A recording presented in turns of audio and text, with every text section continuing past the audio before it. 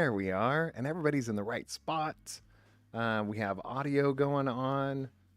We're good. We're live. Well, welcome everyone. Our small hiatus we took is so that we can get into Arc 2. So, welcome back to the Coldest War. Well, Coldest War.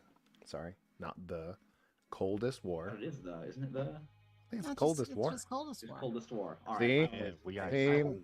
Oh man, Lose the. It's cleaner. it's easier to find when you look it up.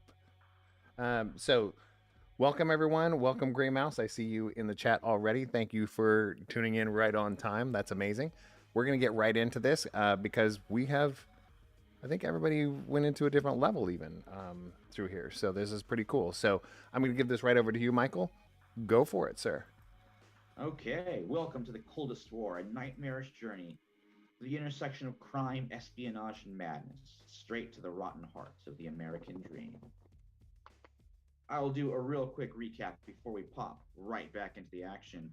But let's go ahead and meet our players. So please just tell me who you are. Maybe if you've done any other great time and tabletop productions, because you know you have. And just real quick who you're playing, and then we'll get right into it. Starting with Marvin. Oh wow, I'm first. That doesn't usually happen. It's Oh. happening. Hey, I'm Marvin, and yeah, I've been part of the Tuesday stream for about, I'm not exactly sure how long, but a couple of years now. Yeah, usually here. Have fun with my friends. So yeah, and for this game, I am going to be playing Sergeant Raymond Dowd, a armor artificer who's also a cyborg. Well, mostly cyborg. He's pretty much trying to figure out who's in charge of his brain right now, the machine or the man. Interesting. Mhm. After that, very happy to have him here. It is Nick. Hello, everyone. Yep, I'm Nick. I've been around since the Generation Hero age. I think that was season 2 when I joined in there. But I've been pretty much a fairly stable staple in time to tabletop. Yeah, and I'm playing Xi16, the psychic agent. I don't know what you would call him. Experiment. Who has now come to realize that what he thought was an imaginary friend is actually a real being. So, Yeah, that sums it up. mhm. Next up, it's wonderful to have him here. It is Patrick. Hello, I'm Patrick. I've been on Time to Tabletop for a while now. Mostly player, but occasional game master, host for one-shots. And I am playing Agent Gabriel Carter. She is the sort of handler of this group, sort of the liaison between the government and these different projects that our dear friends are from. Very cool. And then rounding us out, we're super lucky. We're super happy to have her here. It is Kat. Ah, good. I can see I fooled you. This is actually DM Malice Muckguts wearing a very clever cat disguise. Oh, well, that throws some of my into disarray. All of your plans are in disarray now, Michael. Yep. How unfortunate for you. Okay, no, but I'm just Kat. DM Malice Muckguts is a character that I play. And you know, when I'm DMing and so oftentimes I play. I play a lot. You know, I'm DMing if I've painted myself a color. When I'm a player, I also often paint myself. You just never know. Well, I mean, the commitment is always just absolutely amazing. I would say.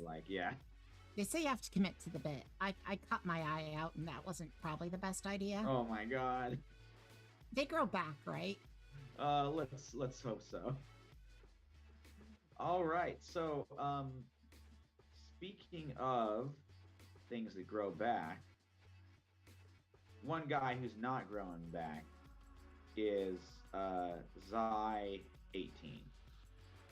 He was, like Xi 16 and Lambda 18, an experiment of Project Omega, a top secret psychic soldier program created by the top secret organization known as the Hermitage. You four were recruited by George H.W. Bush, who has been, even though he's not nominally in charge, he's kind of keeping things on the boil in the Hermitage. He sent you on a mission to New York after Xi 18 surfaced, and he was causing all kinds of havoc. You took him out. A few things got mentioned, including the King of Hell, which Xi 18 mentioned in his rambling, insane letters to the press, as well as someone known as the Crossbearer, who Xi 18 talked about, like setting him free, recruiting him. So this Crossbearer was behind it. You guys also learned that there's something going on up in Canada. See, back in the day, the Hermitage used to run Project Omega experiments in Canada because it's close to the United States, but it's not technically American soil. And they found, willing doctors to help take care of that. I believe you guys discovered that one of the centers of these experiments was something called Harrow House, which was supposedly shuttered. Because Project Omega right now, it's all in the past. It's been wrapped up.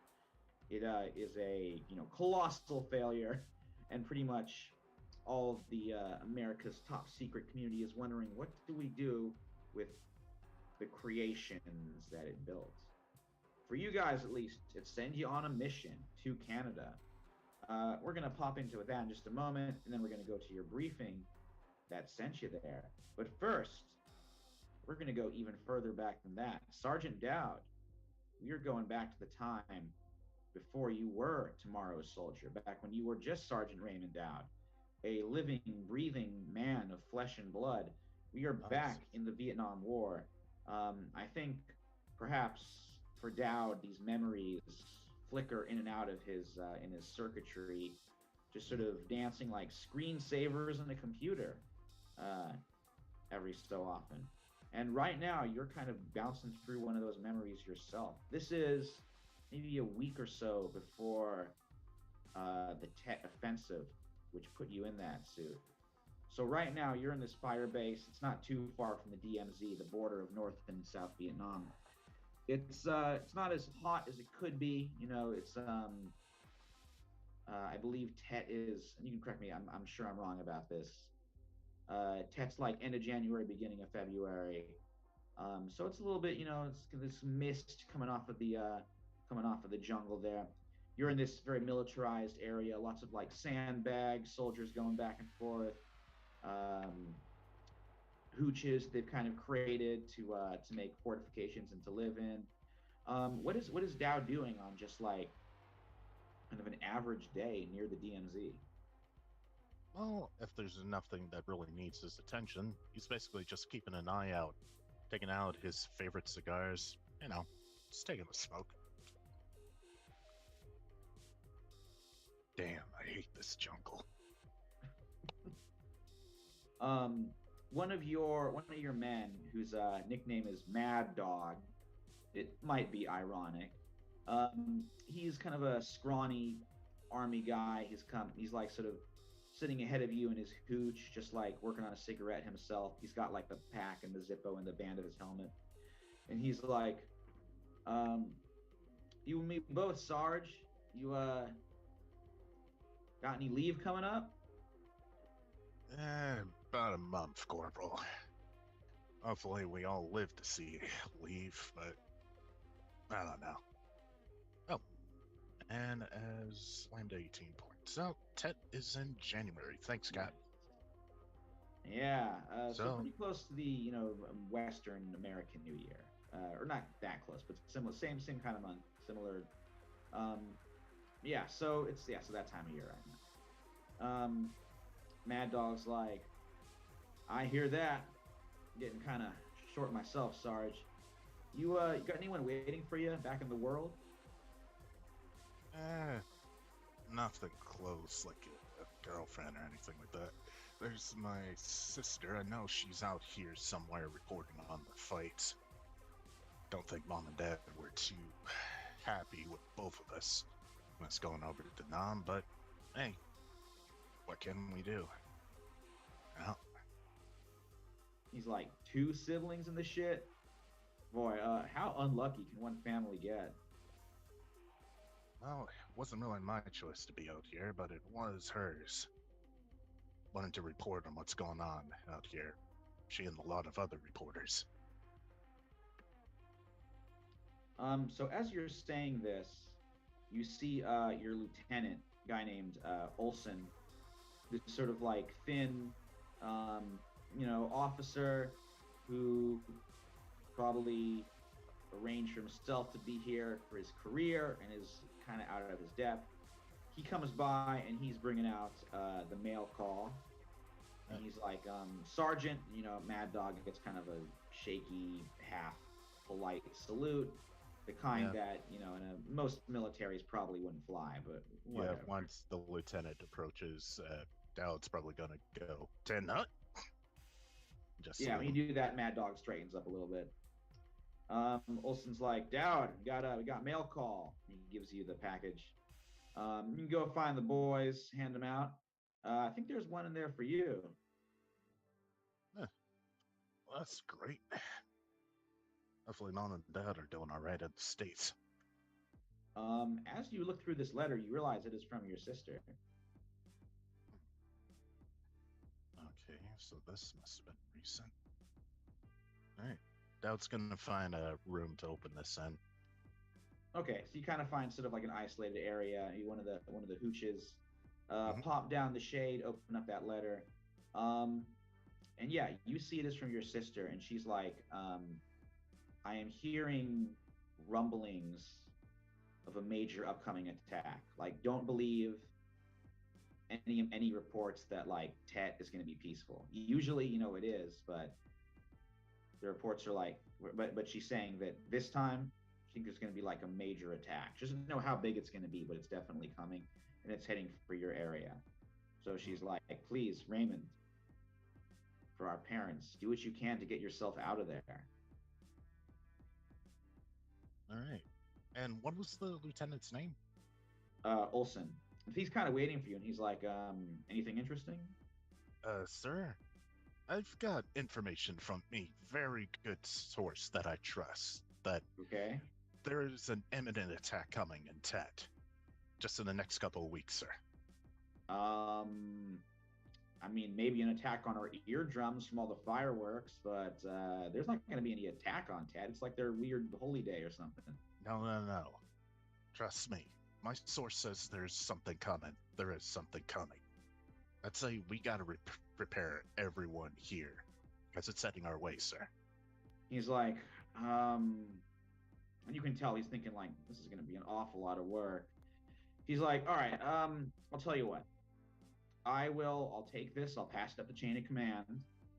I'll send a little letter to Mac B. I mean, I'm busy tonight.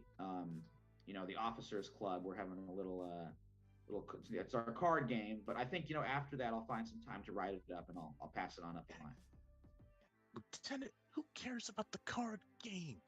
We gotta prepare now, sir.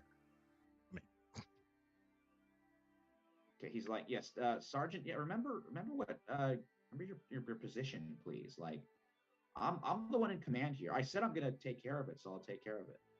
And yeah, I'll pass it up. Sir, you understand? Really, yes, I do, sir. But I really think we should act on this information now. I'm acting on. I'm gonna write a letter, and I'll send it up. That's how these things are done. All right, Sergeant. And just don't think of look. I know you're almost done. I'm almost done with this. I gotta say, don't rock the boat. Just do what you're told.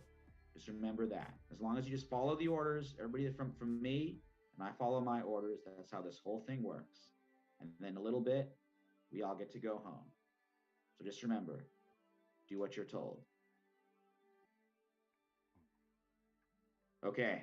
I'll try, sir. We flash forward from that to Dowd, who is now in this. You kind of like flash to consciousness. You're in this metal shell wrapped around you, and now doing what you're told is kind of all you're about.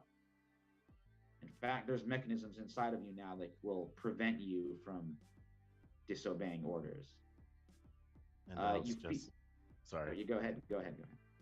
And as he's flashing back to reality, Dowd's just looking at his metal hand. It's like, do what you're told, like a good soldier.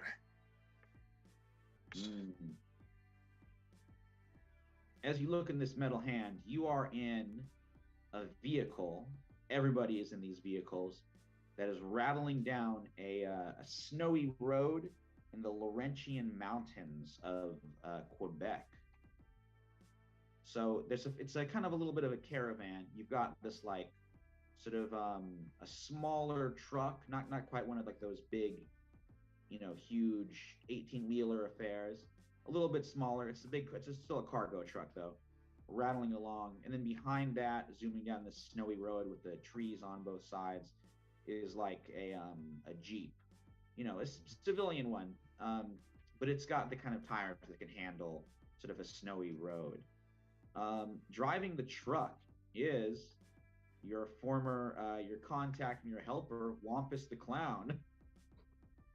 Once more, even though he's on a mission, and just seeing you guys, he put on his clown makeup. So he's going ahead and driving that. Who's riding shotgun up in the truck? Probably me. Okay, so Gabriel. All right, I'm drawing a little thing so I know where everybody is. Okay, and then back in the Jeep, who's driving the Jeep? No, it's not. Well, actually, who knows how to drive here? Slamdo or Zai know how to drive. I mean, I don't know if we necessarily have to have land vehicle proficiency to drive. It certainly helps. Yeah. I would think that's to drive well. Yeah. But, like to do tricky stuff. But I mean, the idea Understood. that every single person in America can't drive unless you have this proficiency. Right. I will say. That being said, Lambda does not know how to drive. Okay. Let me suggest this. You guys could have requested a driver to handle this Jeep, so it could be someone else who's helping you. So all you guys are free to be in the car. So where's Wampus the Clown again? He is driving the truck. Driving the truck. Okay, the so Jeep it's like it. It's like an actual pickup truck that just has a flatbed in the back. It's a cargo truck. Or should I be the one driving it? Or Dowd should be the one driving it, probably. Well, there's two vehicles. There's the cargo truck, and behind that, the Jeep. Yeah. Okay.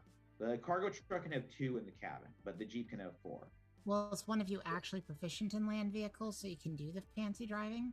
I am proficient in land vehicles. Well, then you should probably be driving it. Yeah, I'll drive the Jeep. All right, nice. proficient in So a maybe lot of Wampus tools. is. Oh, sorry, Dad. That's all right. I'm just proficient in a lot of tools except vehicles. I think that maybe Lambda is riding up with Wampus because she's not scared of clowns because she doesn't know she's supposed to be scared of clowns. Sounds good. We got Lamb up in the truck. Her Gabriel's and her driving. dog and Wampus. Yeah, it's a big big cabin. Okay, so we got Carter's driving the Jeep. Zai, are you think passenger seat or in the back?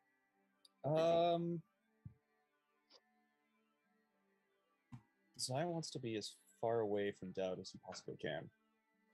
Oh yeah, because of the end of last game. Mm-hmm. Okay, so maybe he's in the front and then Dowd will be in the back. Does that sound okay? Yeah, Dowd being in the back makes the most sense since he's I mean, like, Yeah. If Zai really wants to be far away from Dowd, Zai could be riding in the pickup truck. Lambda would be okay with that.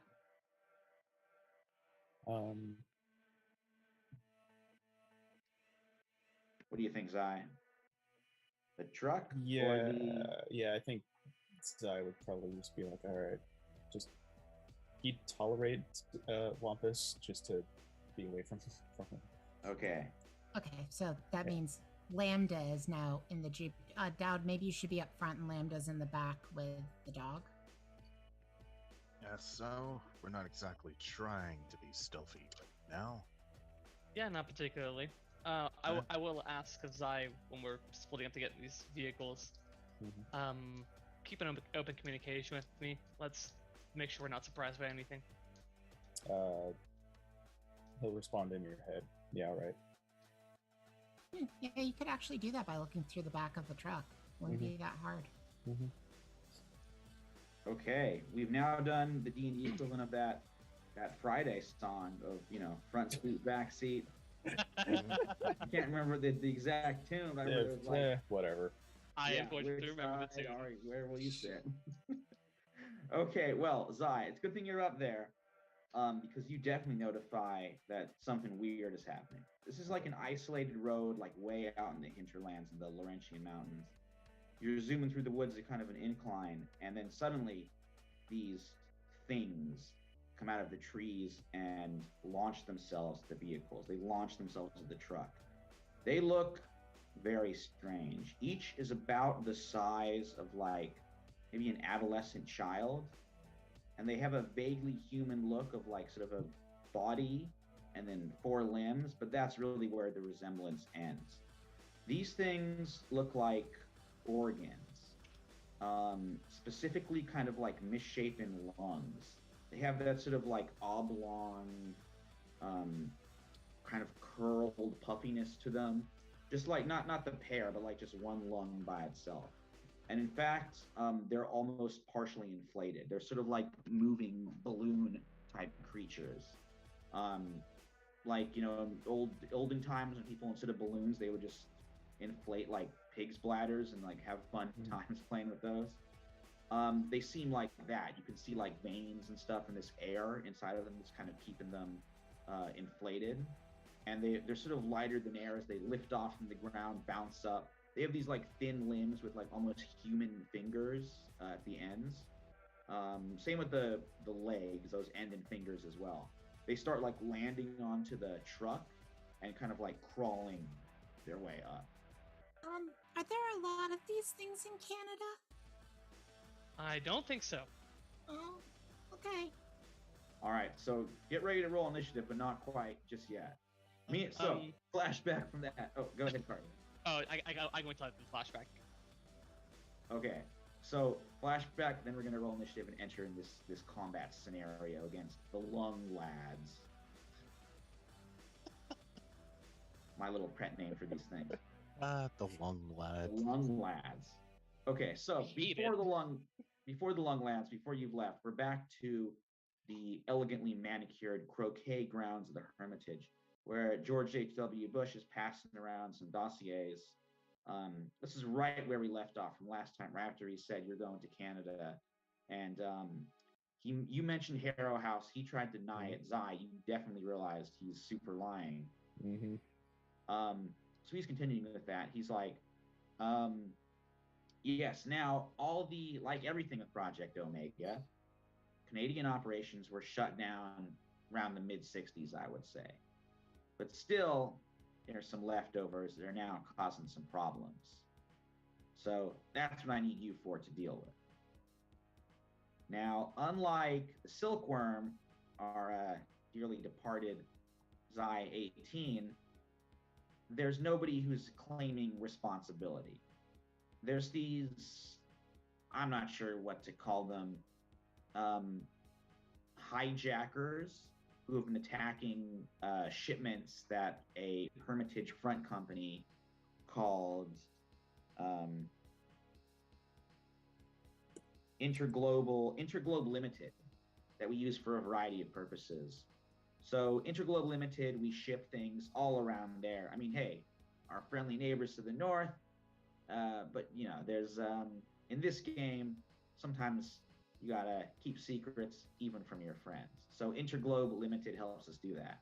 However, someone's been hijacking those shipments and attacking them.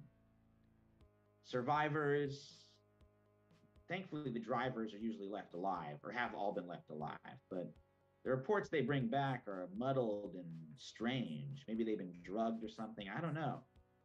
So what you guys are going to do, you're going to go in one of the shipments, a decoy. You're going to find these hijackers, destroy them, and then find out who's behind it. Now, we do want, unlike the silkworm where it was, exterminator, you got to get that darn bug.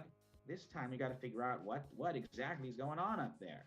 So you can figure it out. Take in whoever's behind this alive is a priority because we don't know who they're with. All right, Okay. you guys get the picture? Yeah, I mean, it's interesting that they do know if, like, there's any sort of injection marks for the sort of confusion, or because like if there's are there any evidence beyond their attitude that they were drugged? I don't think so. Doctors have checked them out. They seem pretty normal. But the things they're describing, I mean, look, I don't want to rule anything out. I will say that these the American Project Omega experiments. Well, Lamb, Zai, they speak for themselves. But up in Canada, where where the Project Omega scientists were, I guess, freed from the boundaries of U.S. soil, the kind of things they did up there, well, boggles the mind. So it could be in fact, I'm sure it's something from one of those experiments. Yeah. So you want us to take the target alive, sir? Yes. And then see if you can interrogate him, find out what's behind this, because I guarantee there's something going on up there. And we got to deal with it. We want no embarrassments, especially of an international nature. Well, mission parameters understood. And then you see Deld's normal voice going, all right, if we have to break his legs to find out what he knows, we'll do it. Which is Why are we jumping right to, like, breaking exactly? You never know. Might take some coercion. Creative persuasion. I don't want to be in the room when that happens. That's fine. It's fine by me. I'm not comfortable with it. I understand. We'll make sure you're not there if it does come to that. If. Okay. My own ways of persuading people. Yeah, we have other methods. We don't have to go straight there. Merely an option.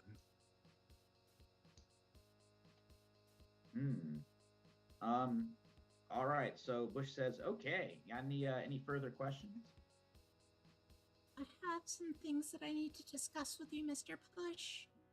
Absolutely. Matters that need to be brought up with Director Colby. Well, why don't you tell it to me, and I'll be sure to pass it on. Sergeant, Mr. Zai, Agent Carter, why don't you guys go start packing? And remember, it's cold up there, so pack warm. Sure. Okay. Understood. Pack an extra smokes then. Yeah, I don't know if you're gonna put like a jacket on this like metal man. That's that's interesting to think about. Little those earmuffs. Actually, if I could, I can switch out his armor. It's like in Guardian mode now. I can switch it to Infiltrator, and we'll have it like switches to Infiltrator mode. Puts a jacket on. I love it. Okay, so Bush kind of draws you aside. He's like, Miss Lamb, what's going on? She looks to see if Zai is anywhere nearby. First. Let's see. You What do we want him think? to Is be Zai nearby? kind of lingering, or is he No. gone back to his She's quarters? actually waiting for you to leave. But Okay. Yeah, no, he's gone. So Okay. Mr. Bush, I'm concerned because something happened out there that caused my abilities to become stronger, but also more unpredictable. Bush is like, oh, that is alarming. No, I'm able to set fires with my mind now and also conduct electricity through the air. Zai 18 was talking a lot about chrysalises and metamorphosis and things like that before it happened. I don't understand why. Well, he was, insane. So I wouldn't put too much stock in his ramblings. Right, kind of committing to the bit, I guess. Is that a phrase? I think you might have just coined it. At any rate, my other concern is something seems to have triggered my powers in an unexpected way. I don't know what it is, but I'm worried about Russian interference. He's like, we'll be careful. Okay. That's a possibility. I will pass this on to Director Colby, and we're always on the lookout for Russian interference of any kind. So I was standing next to a bank of televisions and I noticed a sound and then I had a seizure. It's unusual. That is unusual. And she does want to make an insight check on that? Yes, please. Okay. Like, is he lying and knows something about this, or is he just in the dark? Right. This will discover this. I'm gonna say 25. Oh boy, this is difficulty 10, I would say. He is definitely in the dark. Okay. He doesn't quite. Well, let me tell you this. You sort of realize, like, when you say Russian interference, he's thinking like, according to his sources, the Russians have no idea that any of this has happened. Like, the Russians don't really know. They have only like the faintest inkling of Project Omega. So he's like, yeah, it's definitely not them. Hmm. And then he's thinking like, but who does know about Project Omega? And then he's like, oh, that could be a problem because it's, this is the phone calls are coming from inside the house kind of thing. But also, he does not know who could have done it. Right. Like, he seems genuinely surprised and confused about this information. Yeah. Got it. Oh, 100%. All right. That's the main thing. Because she's very suspicious that it's somebody. Once again, she doesn't even know about Agent Carter's device. She doesn't know that her seizures can be triggered. So. Okay. If you remember. Yeah. She's never been told that information. Right. Yeah. Bush was keeping that a closely guarded secret. Yep. She's trying to suss some things out because that you did mention, like with the TV, she heard something first. Yeah. Yes. Something definitely triggered it. But Bush at least does not believe it's the Russian, even though he kind of speculate. To you, he sort of said it might be, but yeah, he knows for a fact like that's probably not what happened. Yeah, I don't know if she could really know that much information without being Xi 16, but Right. Okay, so you guys, we'll cut ahead. You're back through that forested mountain road. Again, you guys, like, you're in sort of the wilderness right now, so you could have requested. No need to hide or be stealthy here. You could have requested any kind of weaponry or armor that you wanted for your characters. You can kind of add those to your character sheets. Just give me a quick heads up if you did. And let's go ahead and roll initiative. Well, there's one thing I want to try to do before. As soon as I'm notified that there's any danger, is Zai within 30 feet of me? This is like before. This is as he lets me know that there's something wrong, and then we get jumped. Is he within 30 feet of you? Yeah. I think he's not. He's in the front of the truck. Sorry, Zai. I'm going to. Who's sitting? It's Lambda sitting up front, right? Lambda's in the back. Yes, I got all the back. Dowd is next to me. Dowd, you hear me sort of utter, Vakota, watch over us, as I'm going to use my channel divinity to cast Watcher's Will. So, me, Dowd, and Lambda, I guess the dog also, might as well. Sure. Don't kill my pet. Because I can give it to 3 creatures now. Give it to all of us. For the next minutes, we have an advantage on intelligence, wisdom, and charisma saves. Okay. Nice. Okay, so you guys have all done a great job rolling for initiative. Oh, I was waiting to. I thought we hadn't rolled yet. I'm sorry. I'll roll. Oh, okay. Yeah, please. 21. Well, Nice. you can take back that we all did a great job because I did a bad job. Oh, well, let's see how they do. I got They it. roll Wait. real bad. Oh, yes. And Michael, like in that flashback, is it okay for Dow to be in infiltrator mode for this? Yes. Okay. He's got the jacket on.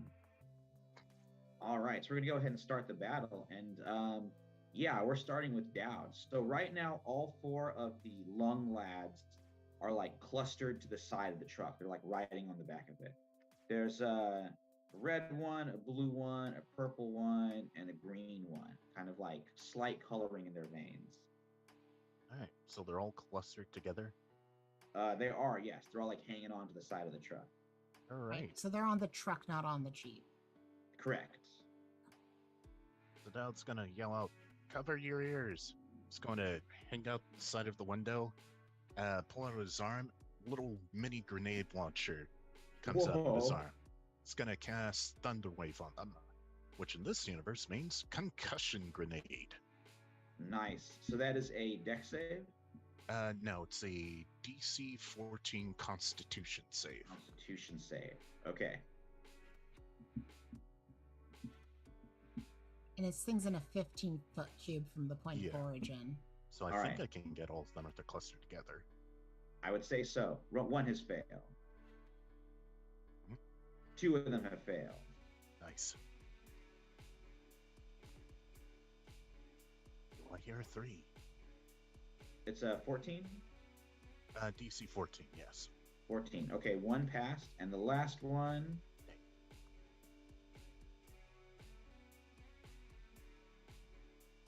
Also failed. So 3 fails, 1 pass. So go ahead and roll that damage.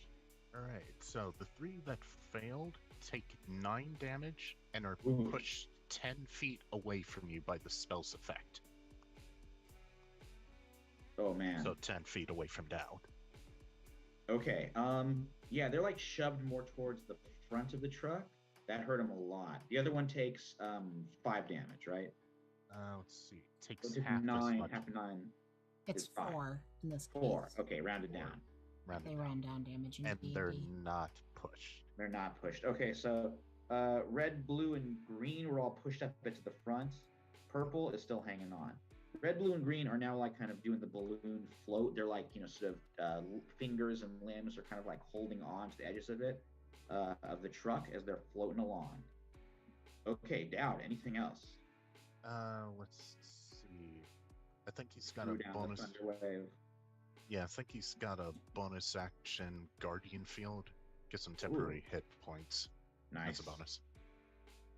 It's not showing up on D&D Beyond, so I'll just do that. But yeah, that's what Dowd's gonna do end of his turn. All right, sounds So good. that's it. Okay, that bounces us to red. So he is going to float over towards the front of the truck. Zai, he's going on your side. He lands on the window. He is going to do some damage to you. He shoots out, he like inhales, and then just breathes out this like blast of nasty superheated air. So you got to do a DC, let me make sure I read it correctly here, a DC 10 dexterity saving throw. Okay.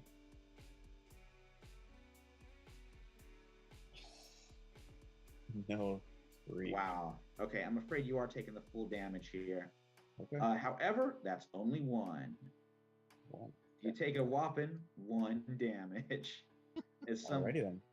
hot air is breathed on you. It feels like a really bad time in a sauna. It doesn't hurt too bad though.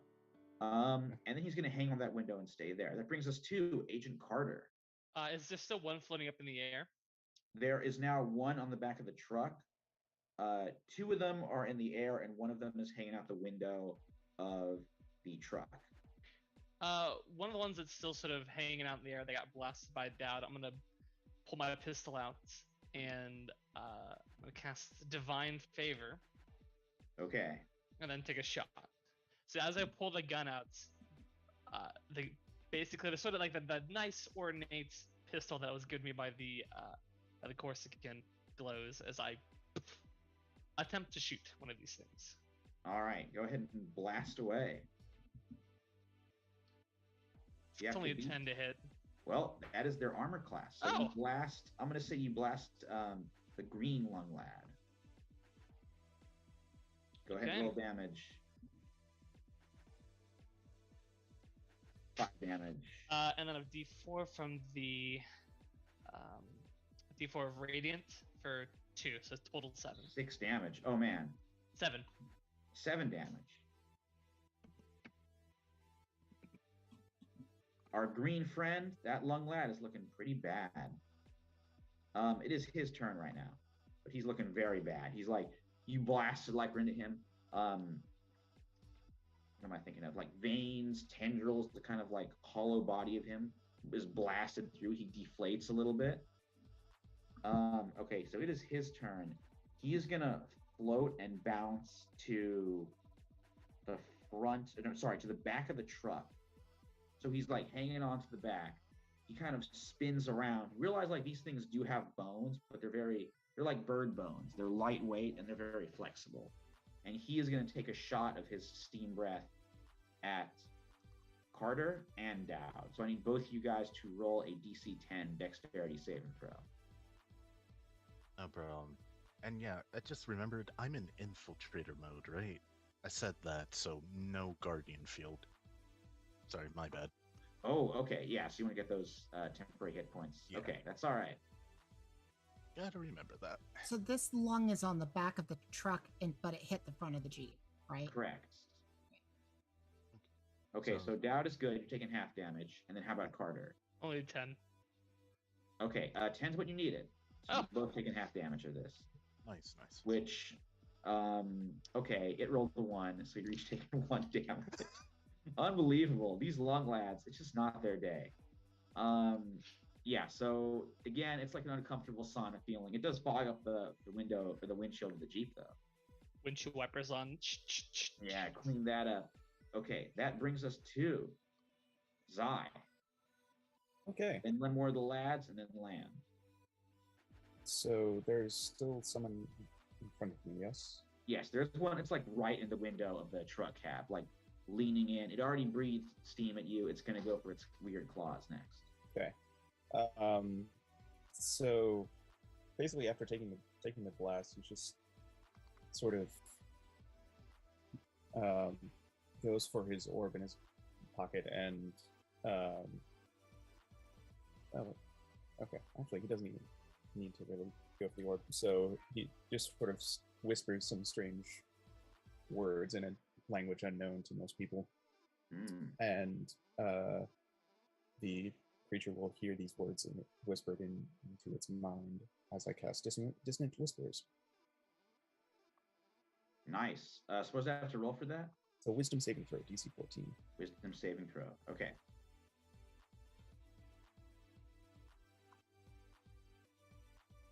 All right. Big fail. Okay. It Rolled a takes 3d6 psychic damage, Oh my god. Okay, go ahead and roll them.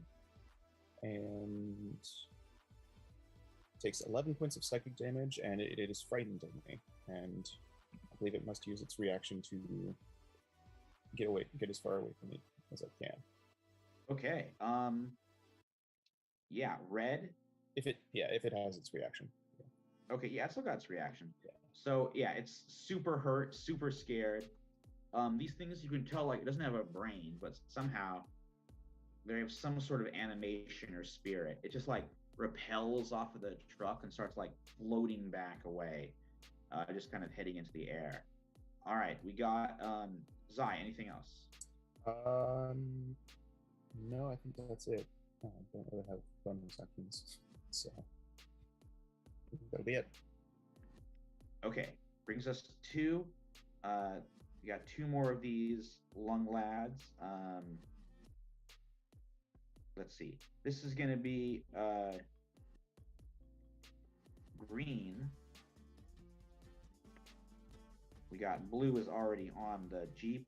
Okay, so green is going to float down to the Jeep. He's going to land on like the side, or I think what he's going to do, he's going to go all the way to the front of the Jeep, go like above the windshield. It's convertible, and he's going to try and claw at Agent Carter to get him to crash the Jeep. So I'm going to go ahead and roll his attack. That's a 17, which I think Carter, That's just a miss. misses you. Yeah. 18. Nice. Yeah, he like his sort of weird hands come by, they like smash through the windshield instead of like trying to dig into you, but you are standing firm there and it does not quite pierce your armor. That's going to be his turn. Brings us to Lamb. Okay. Lamb, you got two of these guys on the Jeep right now. Okay, they're on the Jeep. Yes. I have a couple of questions about the Jeep. Okay. Is this a Jeep that has a metal roof? Or I'm guessing because it's an army Jeep, it does? Or is it more of a cloth roof? It's a civilian Jeep. It has a cloth roof that is currently down. Oh, it's down right now. Yes. I'm guessing we're not in the Canadian winter then, eh? Well, it's, relatively cold. You guys are bundled up, I assume. I mean, it would be freezing to have a Jeep with the top down in Canada this time of year. They're in a taiga region. It is cold. Well, it is like, kind of it's the end of the summer at this point. Okay, so well, then it's fine. Yeah. Then it's not cold. That's what I'm trying to work out here. Right. Okay. Okay, so the top of the Jeep's down. On the back of the truck, is it covered or not covered? I'm going to say, yeah, it is covered. Okay, so the back of the truck is covered. There are two lung lads on the Jeep. Two lung lads on the Jeep? Basically on the front. Basically on the... I'm losing the American word for it, but they're on the bonnet? Yes, the hood, yeah. Thank you. I'm not DM Malice Muttguts, okay? All right, so there's two of them there. The front windshield's already smashed out, right? Yeah, it smashed a claw through it. Okay, great. Her action is going to be to unleash her arms. Because the two things on the hood of the car are within 10 feet of her, they both need to make a certain variety of saving throw, which I'm trying to find. Dex save DC 14. Okay, first one. Dex save DC 14. Yep. He did not do it. The other one.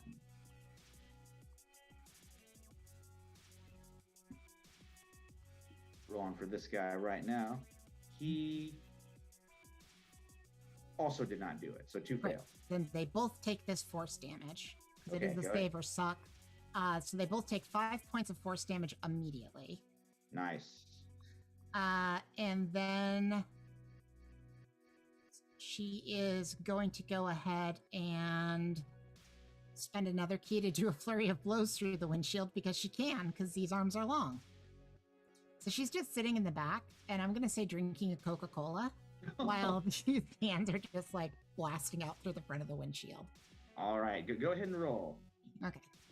So first unarmed strike. And I will say only one of them is left alive at this point. Oh, only one of them's alive? Yes. Oh, well then not spending the key point because that's a waste. Okay. Because one punch might take this thing out, and key is a limited resource. Right, sounds good. All right, so we are going to do an strike on it. Okay. Which she has a +6 to do. And fails. Okay, well, so that's a little bit more bad news. As the blue lung lad goes, he is going to explode. He sends out a burst of that hot air everywhere. So I'm going to need Dowd, Carter, and Lamb to make a DC 10 dexterity saving throw. Got it. Okay. We're working with my feet rules. 12. Okay, 13. so Dowd's good. 13. Everybody's good. Well, you would have missed. You would have taken 1 damage. It's your dice roller broken. Yeah, Michael. it's only rolling 1s for damage for these guys. But yes, he blows up. Actually, I got to roll for his buddy. Oh, yeah, because will this long lad kill his own friend? And then cause him to explode. Well, his friend failed and takes 1 damage. He does not explode, but he is looking a little worse. Yeah, as this lung lad is just torn apart by Lamb's. Lamb, what does it look like when you're like just doing this? Sure. So Psychic like limbo. she's taking a sip of the Coke, and then the like 2 arms. Well, actually, when it releases, it's multiple arms of force burst out in every direction, avoiding Carter and Dowd, but just colliding right with the lung lads. Mm-hmm. And then she tries to hit again, but she misses because she's like taking another drink and she just wasn't looking very closely. Nice. Yeah, you guys, you just like pop this thing like a pinata. A nasty hot air explosion bursts out. Thankfully, you guys are able to withstand it. Its buddy does take some damage. That's the end of blue. Green is still on the Jeep. That brings us to purple, the lung lad that held on to the truck. He's going to jump on top of the truck. He floats and kind of bounces his way along. He's going to bounce over to Wampus and then try and claw him through the roof of the truck. So I'm going to do a melee attack with him on Wampus.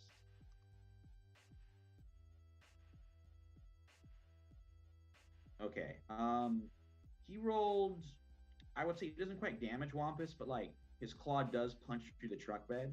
And Wampus is like, good God, what's going on? We got some kind of weird organ folk attacking us. I didn't sign on for this.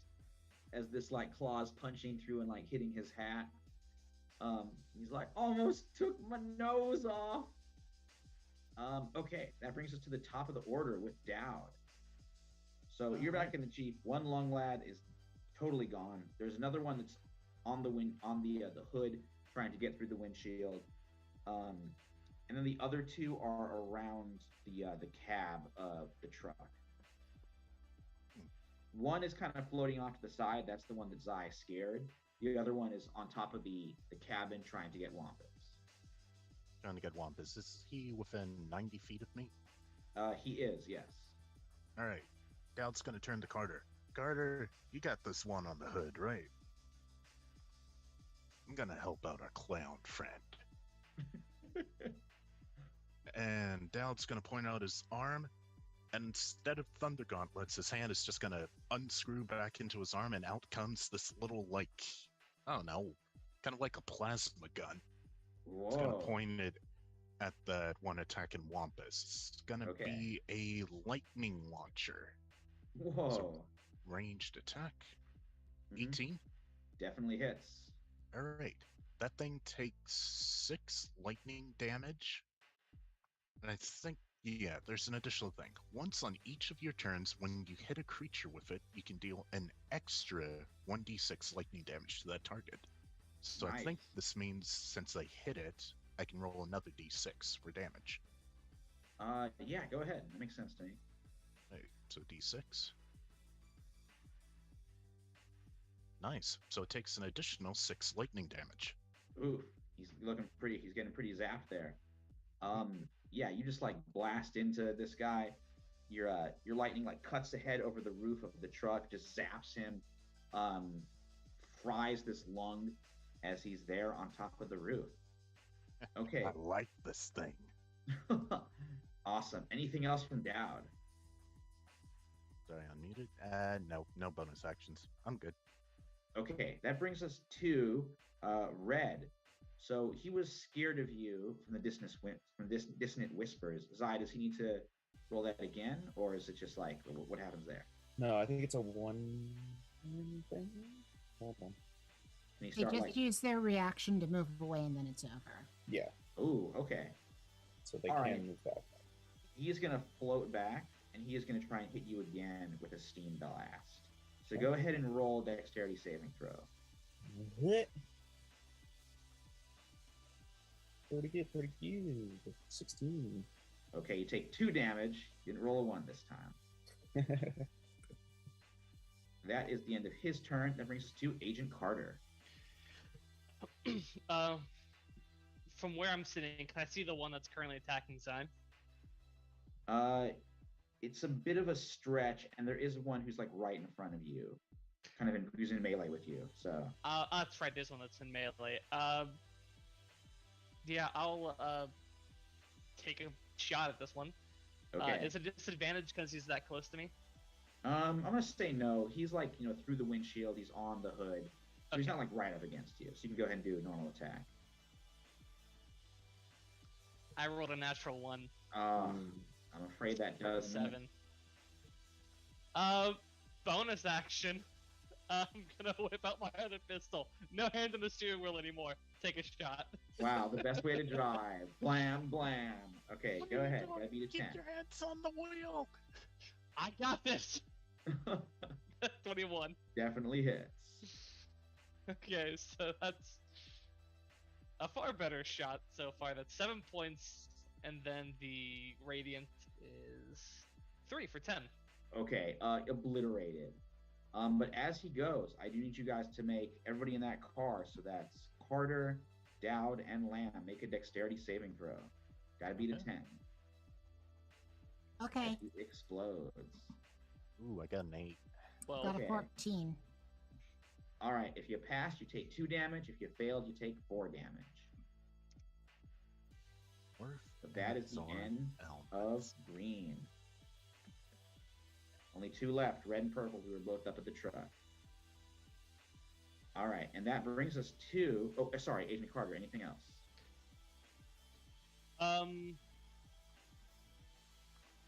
No. If people have line of sight on this one that's attacking Zai, I'm not gonna move the car. Right now, Dowd has his line of sight on the one attacking both of them, and you could get line of sight on the one attacking Wampus. How about for Lambda? Hmm. Do they have Lambda, line of sight? what's the range on your arms? It's 10 feet. She's got a way of getting there. It's gonna be Okay. weird. All right, so we'll But I mean, the whole front windshield of the Jeep is gone at this point, right? Oh yeah. I'm gonna basically drive up and put my bumper to bumper. Nice. You're right. Not up like close to not that thing. ram them, but like get close enough where you could make that leap. Well, Totally. you know where I'm going. Oh man. All right. Well, so we got Zai and then Lamb. Okay, so Zai, Red has floated back and breathed some steam on you, so you got to deal with Red again. Okay. Yeah.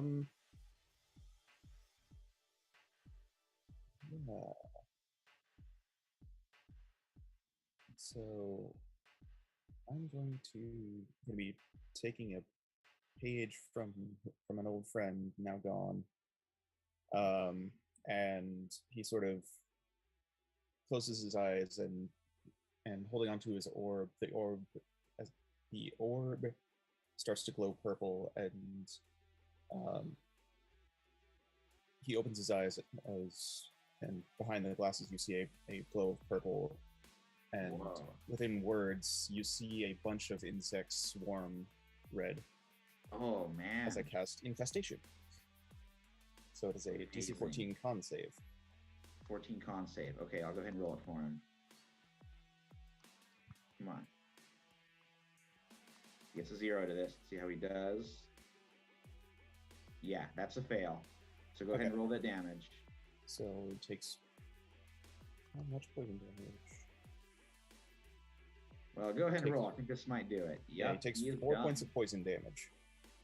Yeah, those insects just come down, tear through the membrane that makes up this lung lad skin, and he explodes. Yeah. So again, I do need So- you to make a DC 10 saving Okay. throw. So yeah, the other part of infestation didn't get to go off. Darn. Yeah, that would be a good idea. Yeah. Okay. So dexterity save. But you only had 1 left there. Mhm. Ooh, good. 17. Okay, you take 4 damage. Oh wow.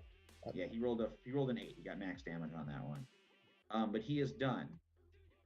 Alrighty. That brings us. Oh, Zai. Anything else? No, that's it. Okay, that brings us to Lamb. There is Okay. currently 1 lung lad left. And it's up at the Purple. front of the truck, right? He is actually on the roof of the cab trying to attack Wampus. Right. But of the truck. Correct. Cool. She spends another key to do Step of the Wind. She is doing a bonus action dash. Also, her jump speed is doubled. And basically the two of the arms kind of reach out past Carter, reach out past Dodd, and slingshot her through the front of the Jeep up onto the cab of the truck. Amazing. Yes, you just go like, you just sort of project yourself forward and land over there. And now are you like in the cab? Are you on top of it? She should be on top of it. That's where the lung is, right? Absolutely. So on top she's of it. On top of it. She's moving towards it. She tosses the empty bottle off the side of the truck. You know, Ooh, it goes flying. Totally disregarding the notion of recycling because it's the 70s and nobody who cared needs yet. that? So it's honestly lucky she's not polluting even more. She's gonna move up within 10 feet of this lung, which should not be a problem with how fast she's moving now. She has the speed of 80 altogether. You know? Yeah, you don't know what you're there. This should not be a problem, but she does want to make herself a bit of a target too, and she is gonna try to smack it with the arm as an action. Okay, go ahead. So let's see what happens. Once again, probably misses. It's only a 10. Well, a 10 is its armor class, so you do hit with that one. Oh, yeah. Somehow I hit. Yes. Okay, they're not too hard to hit. They're giant lungs. She has done 5 points of force damage. Nice. That is all you needed to. You just like the psychic arms come ripping through and just like punch straight through it, tearing it to shreds. It is going to blow up though, so I do need a real quick dexterity saving throw. No problem. Have to beat a 10. Oh, she easily beat a 10. That's a 20. Nice. You only take 3 damage, so just some damage. So I take 3 damage there. No problem. All right, and with that, all the lung lads are defeated. Wampus like slams on the brakes. Carter, you're able to brake before you crash into it. You guys stop on this kind of like isolated forest road as these like weird deflated lungs are just like littering the side of the road there. Lambda goes flying off the top of the truck, which is where she was standing when the brakes got slammed on, but she does use her reaction to come down gently. Oh, good. Because she has the level 4 monk ability to. It would reduce the damage by 25 of falling. Yeah, I'm sure it wouldn't be that much. Manages that. Wampus is like, oh, geez, I'm sorry. I didn't even see you up there. It's okay. I'm fine. Whew. Man. Well, golly, what were these things? I don't know. That's a good question. Kind of look like sentient lungs. They just seem to be full of hot air. That's a good one, Lamb. You want to go have a look, see if we can track them or something? Sure. See where they came from, at least. Can I take a look at? Are there any remains of these things left? Or Yeah, there's like 4. The corpses are kind of like floating and just like sinking down, dead leaf style to the ground, or like one stuck in some branches. One is just like flat on the ground. You got like run over by a few tires. Yeah, they're all over the place. There's 4 corpses you can look at. Can I just take one to see if this resembles a human, like twisted or something, or is this like some sort of animated biology? Give me a real quick medicine check. Not good for me. We'll see how that turns out. Difficulty is 12, I would say. So not too bad. Goose egg. Ooh. Would you mind if my character does a medicine check on the one that she's next to? Yeah, go ahead. That Okay. 0, you know nothing. They're lungs. This is weird. I don't like weird. I didn't hit your DC. I only got it a 10. Okay. I would say with that, you notice like, there's like, they got blood vessels or, the areoles. I'm sure I'm getting that wrong. I think The it's things a are like, VLI. yes, the things that are inside of a lung, but they got like no brain. Don't really have like eyes. So they don't look like they're like living necessarily creatures. They look like they're sort of kind of like conjured up and let loose, but that's about it. You can discover with that. Gotcha. She spends 2 key points to heal some because she doesn't know if anything's really about to happen. Okay. So I'm gonna gotta figure out how much she heals. All right, so you're healing up. Yeah, well, only 4 hit points, but it's better than nothing. I'm gonna cast Mage Armor. Okay, you throw some mage armor on there. Should I take that back? That nearly takes her back to full health. Nice. She has used up all her ki. Ooh, okay. It comes back every short rest. Fair enough. All right, so you guys can start like looking around the woods, see where these guys came from. Sure. Most definitely. Dowd's got the Sure. scanner on. Yeah, I'll assist Dad. Okay, so is Dad doing the perception check? Yep, which he has advantage on because of that Yes. visor he got. Yes. So Carter, you don't really need to give him advantage. You can do like survival if you want to try and track these guys too. I'll attempt. What's you could assist me on one if you'd like. I just rolled. Sorry. Well, I'll also roll one. Okay, yeah, go ahead. Got a 10 and a 9, eh. so a 10. Okay, And Carter I got it. did okay though. Carter got an 18. Oh, good deal. Tracking isn't my strong suit, but I can be good at it every once in a while. Okay. So Carter, you see that there are indeed some of the weird light footprints from these things, and some like broken branches leading from the side of the road going deeper into the woods. Okay. Think we have a trail over here, y'all. Well, glad you found something, Carter. This visor's getting interference. Like it's all the snow, too bright. Getting static though then. Isn't it the middle of summer? Thought it was January. No. So sorry, January was when your flashback was. Right now, we're about maybe like a month or so after your New York adventure, which was summer. So it's kind of like getting towards the tail end of summer. Like It's at still the- not snowing in Canada yet. Late It's not August. quite snowing, no. It's like forest temperate. So it's pretty good temperature.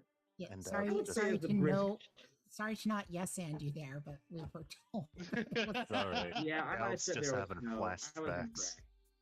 That's just But- having flashbacks, thinking it's still January. Oh, Oh, I Right. love that. Yeah, for him, maybe it's like always January.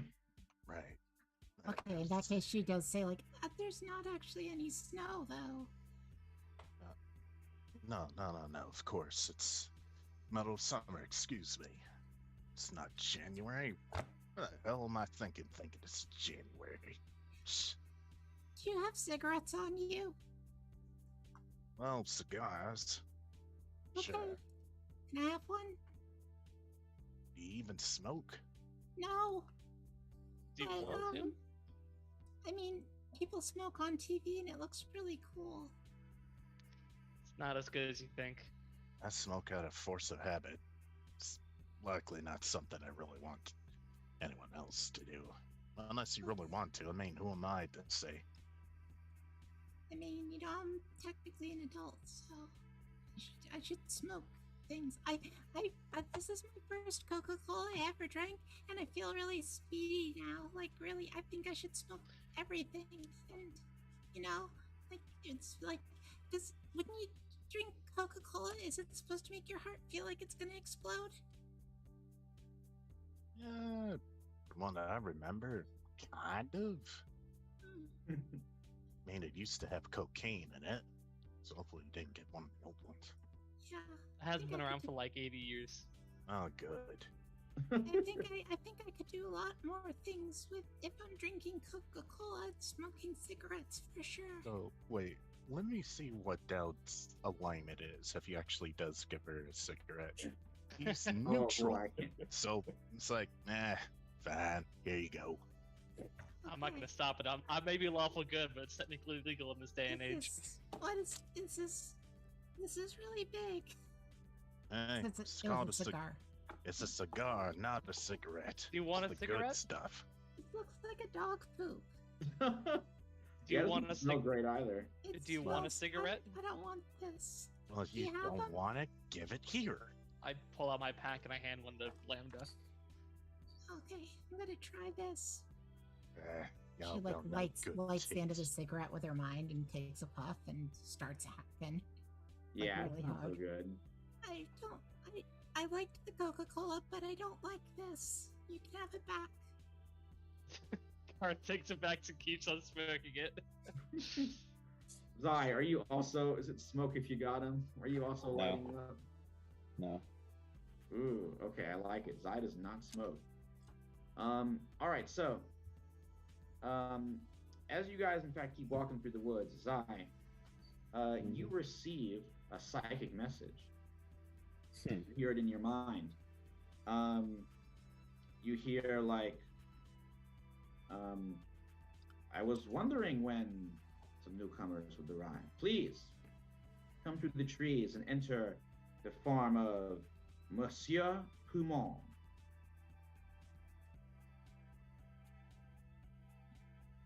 Guessing you are Monsieur Poumon? That is correct, my friend. And soon you will be in my farm. Are these creatures part of your farm? My friend, these creatures were a part of me. Come on in, I will make you some tea and we'll talk. By the way, if you spoke French, you know what his name is. Nope, if you I don't, you don't. can probably guess. Yeah, Poumon is Lung in French. And long. Yes, Mr. Lung. Carter Monsieur does not Poumon. speak. Mm-hmm. Lambda speaks Russian. So she Unless you- speaks a language I don't speak, but Monsieur Poumon clearly does speak the language I do, although not very well. Je parle un petit peu français. Je parle français un petit peu. Well, Monsieur Poumon will only speak English with a bad Quebecois accent, so D'accord. don't worry about that. Je comprends. All right. So Zai, anything there? So Zaya will just be like, hey, well, he's still connected to Carter, so he'll sort of be like, Carter, I got a message from a Monsieur Poumon. I have no idea, but apparently we're near his farm, and those creatures were part of him, apparently. Interesting. I mean, it's a lead. We gotta follow it. Yep. I'm going to make sure that my magazines are reloaded and stow them. All right. So with that, you guys head down the trail, and you enter this farm. So it looks like kind of like an old sort of backwoods French Canadian farmstead. You have like a couple, like an old clapboard barn, a big sort of farmhouse in the center, some stables. All of it looks pretty old, hasn't been used in a while. So for the farm stuff, I mean, the house is definitely inhabited, and there's like smoke and coming out of the chimney. It seems pretty well kept. The weird thing though is that there's like these bizarre art installations that are outside. I mean, art installations the best you can think of, because they look like these are all organs. There's like sort of lungs, kidneys, various organs in the body that have been blown up. Some of them are, full of air and are kind of floating in the breeze a little bit. They're like tied down with strings, like oversized balloons. Some of them are just like sort of freestanding, weird, veiny sculptures. So as you're like walking around through this weird living sculpture garden, the door to the farmhouse opens, and out comes Monsieur Poumon. He's like kind of a short guy, thinning hair. He's wearing a like a Mackinaw, sort of one of those checkered lumberjack outfits, jackets. A little chilly, even though it is summer. It's in the northern woods, so it's a little cold up there. And he has like some scarves kind of wrapped around his throat. So he comes over and like joins you guys, and he's like, "Oh, hello, welcome to my farm. Would you like any tea? I brew it in one of my giant lungs." You say you brew it inside one of the lungs? Oui. I have a lung that I fill up with hot water, and I put it. It heats itself up, and the air of the breath and the little blood vessels in there keep it warm, and then I can make tea with it. Lung tea. Yes. Would you like some? Wait, I want to try to say this in your language. Je voudrais une thé. Oh, very good, very good. But we can speak English. Murky. Very good, very good. He gives you like kind of an indulgent smile, and he's like, "You are the Americans, yes? You sent the Hermitage sent you? How do you know that? Well, I would assume they would send someone. I've been trying to destroy their shipments." Ah, I see what's going on. You Really gonna tell us? us. You mistook us for the smugglers, didn't you? He's like, "You're the The team the smugglers. Hermitage sent." We. I guess. As I We can just realize say- that Emily's just saying, yeah, it's like, okay, I guess we're not gonna do anything about this. Are we supposed to be secretive? Crap. Sorry. A little bit, No, but- yes. He's like, but "No, no, those- no. For you, there's no need to be secret because all of you are like me. You are all Project Omega's children. We? No, Not Carter. I'm just a Or normal Dowd. human. Not Carter, eh? Nope, just a normal ass human. Interesting. And So I'm a Dowd? little bit worried there. I don't think Dowd's part of Omega. I would Um, know. Tomorrow's Soldier is kind of like sort of attached to Omega. It's kind of, to the side of it. It's sort of it's under the umbrella of Omega. But I am, and I've noticed that a lot of you seem to be doing themes. Should I be doing a theme like you have all these body parts? No, that's And not the even do last with guy theme. had insects, and I don't feel like I do a theme at all. Like I don't have one. He's like, "You do not need a theme. No, no, no. This is.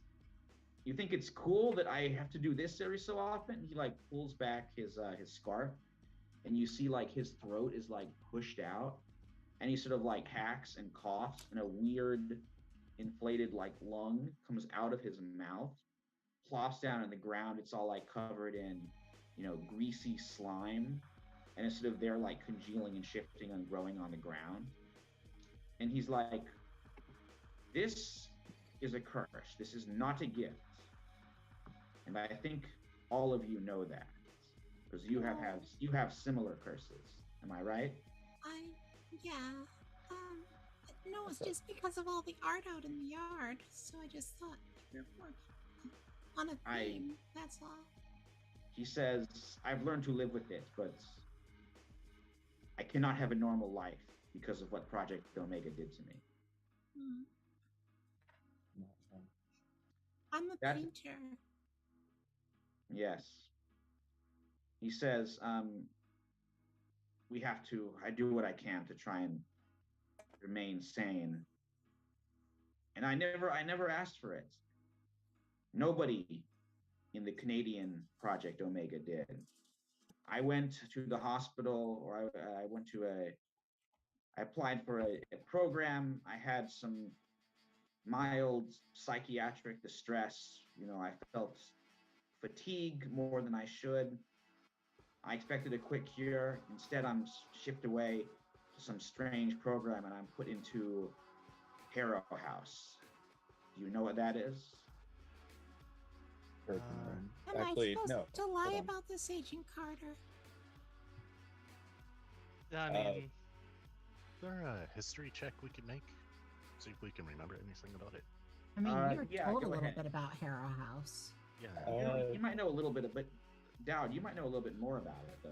If you go ahead and roll history if you want to. No problem. I remember, you might remember that from, it's been a week or so, but it was mentioned in connection with Xi 18. And then, I don't know if 16 told you guys this, but like Bush denied sort of knowing what it was, and then like 16 figured out he was lying big time. But I don't know if he told anybody that. Nope.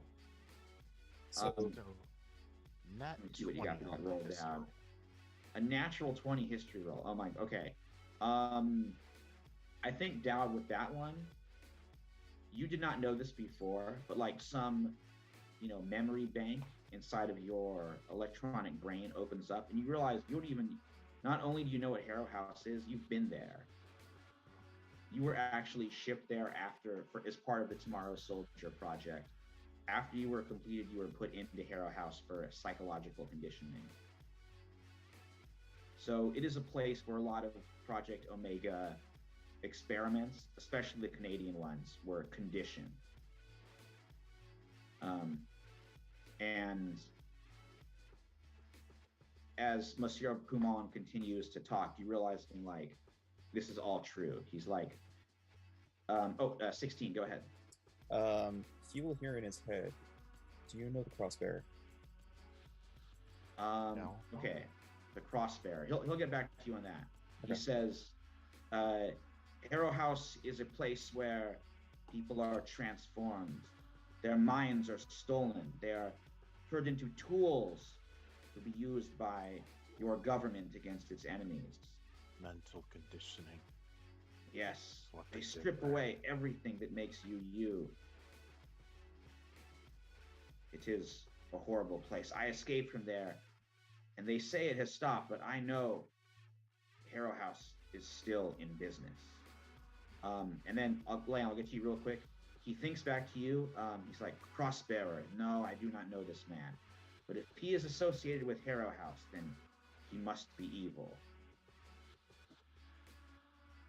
Maybe, Okay, maybe Ram. not. So, yeah, Oh, sorry, I didn't mean to cut No, you off there. it was sort of, he'll reply maybe, maybe not, but it's possible that he helped or freed one of my friends. He's like, interesting. Okay, Lamb. Yeah, after I have that tea, do you have a place I can take a nap? Like, that Coca-Cola made me really hyper, but now I'm, like, actually really tired. It's called a sugar crash. You get used to them.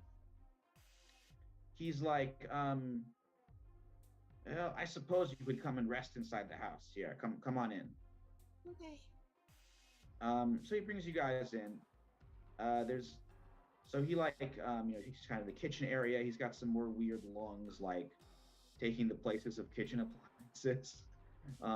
Good for cooking stuff up. He sort of like sits you down. He says, so I will tell you what I've discovered from some of my raids. And then maybe you could help me shut down Harrow House because your government wants it destroyed. Is that right? I don't know. We don't know that. We just were told to stop the attacks on the caravans. Shipments. Tabernacle. He gets worried about that. He's like, maybe they have a use for Harrow House after all. It is nearby. It is run by a man known as Dr. Kerrigan. He is like the devil. So, these shipments go there. They have come from, I've been able to piece together what they are full of, some sort of strange substance. It goes to fuel what goes on in Harrow House. It comes from a place in Latin America. I don't know what country, but a lot of the shipments are marked as something from some place called the Righteous Colony. Again, I do not know more. I'm still piecing things together.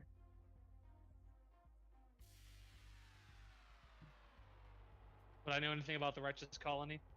Give me a quick history check.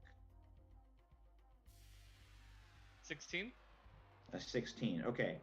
You think it's somewhere in Chile? Chile. Oh my God, my pronunciation is terrible. It's associated with the Pinochet regime that was recently couped its way into power, and it's sort of like a means that government uses to like get rid of dissidents and uses for interrogations. So in that regard, it is like the Hermitage uses it in the same way to like kind of keep power in that area. But that's about as far as you know. Kind of like a black site.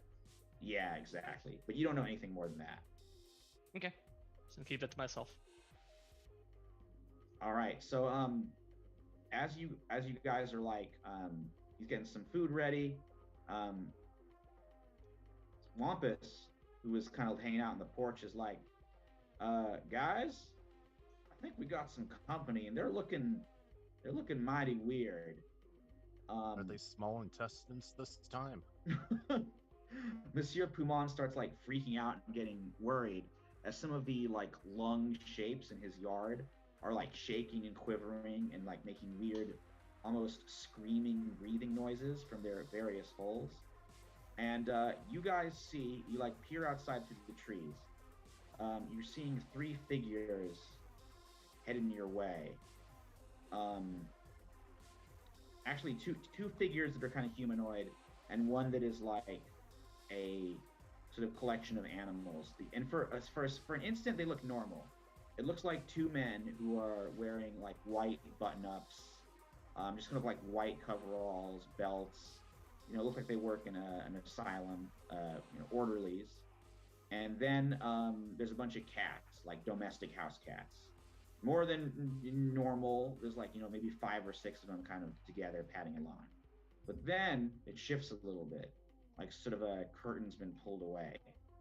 The men are still wearing those orderly uniforms, but they have no facial features at all except for one humongous eyeball in the center of their heads.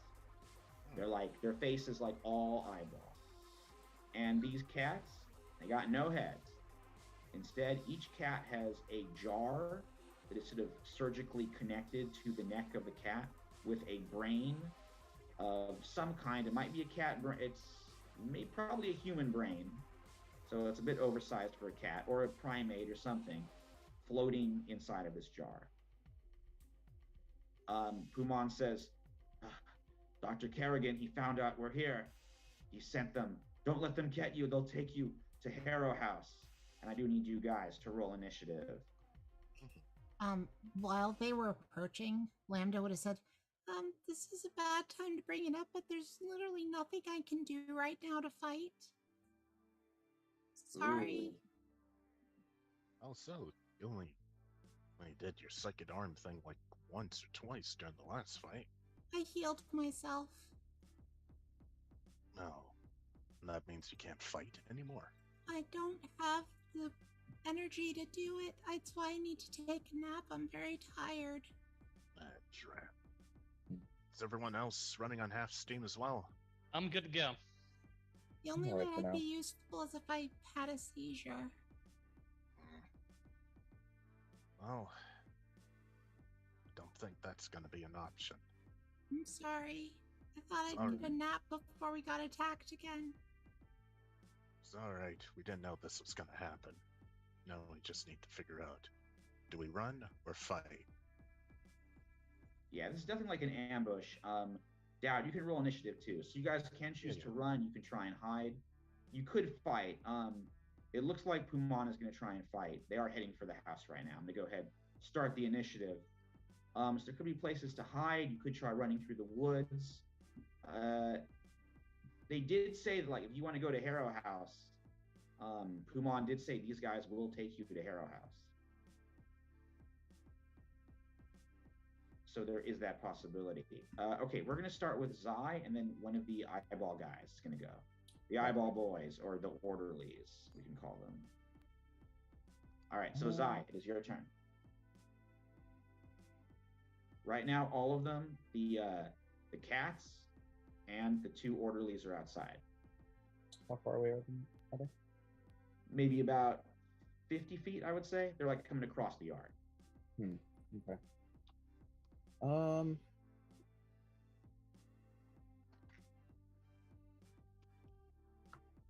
Yeah, I'll sort of. I'm gonna try and sort of move quietly and sort of stay out of sight and move like 20 feet. Okay. Are you all right? Are you trying to like hide from them, you think? Get closer to them, but like sort of try and be out of sight. Nice. Okay. Why don't you go ahead and roll stealth? Sure. I do have that, so it's not the worst thing. Okay. 14. Okay. Yeah. And then if that counts as my movement, then I'm going to do a detect thoughts. Just sort of getting surface thoughts on all of them. Right. Okay. Something weird happens when you get closer, especially to those cats. You try and send out your thoughts. You try and read their thoughts. I want you to roll a wisdom saving throw. You got to beat a 13. Okay. I have advantage on wisdom saving throws.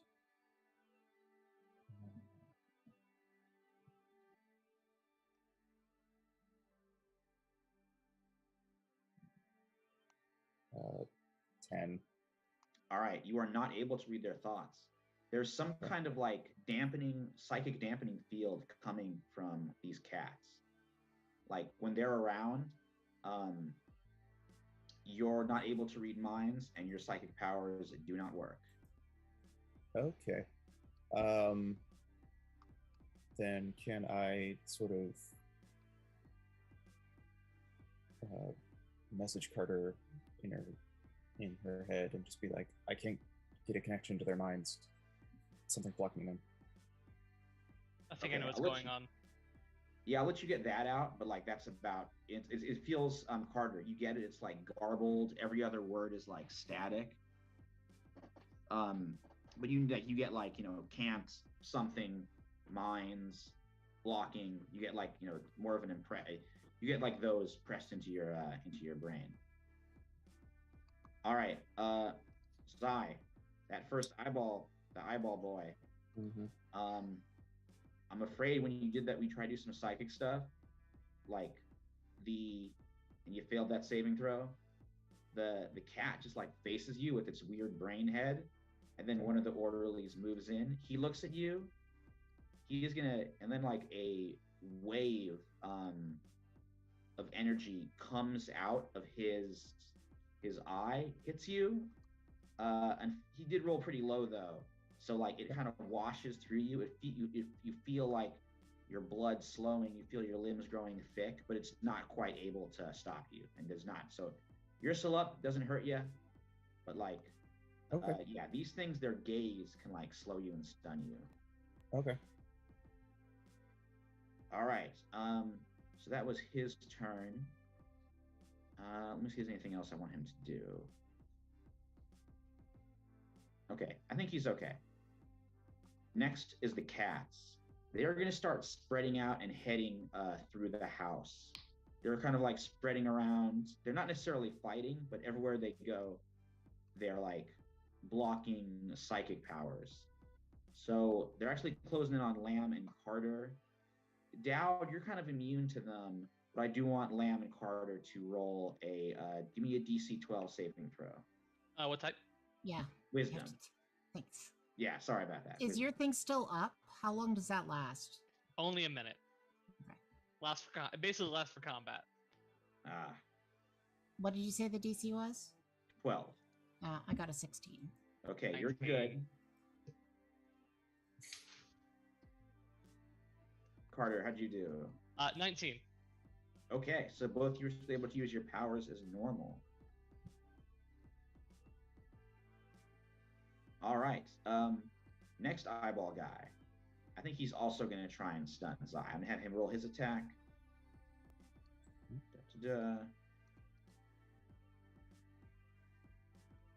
So remember, with my mage armor, my armor class is 14. Okay, he does definitely beat that. Okay. He's going to do some damage here. Okay. You're taking 11 points of damage. What type? It is, I'm going to say like psychic damage. I am resistant to psychic damage. Ooh, okay. So you take 5 damage there. All right, so that's something. And then I need you to do a DC 12 Constitution saving throw. Okay. Should be not too bad.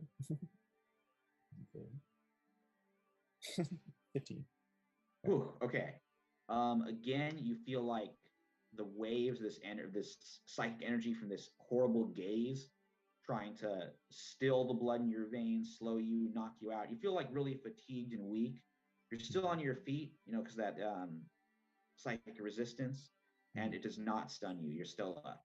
Okay. Okay, next up is Dowd, and then Lamb, then Pumon, and then Carter. So Dowd is up, and next is Lamb.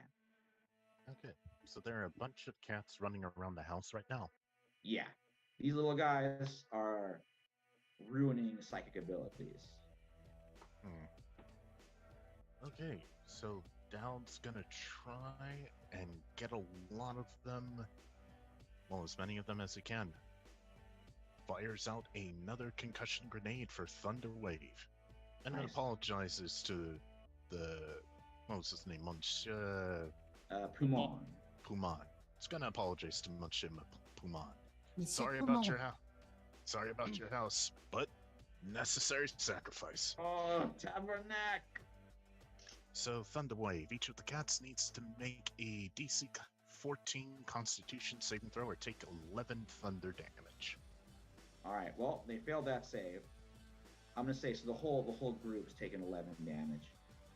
Yeah, you like blast this concussion grenade.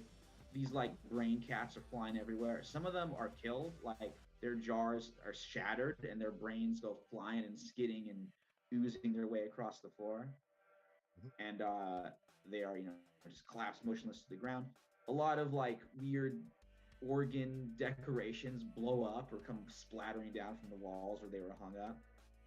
It's disgusting, but yeah, you definitely hurt these guys. Okay, Dowd, anything else?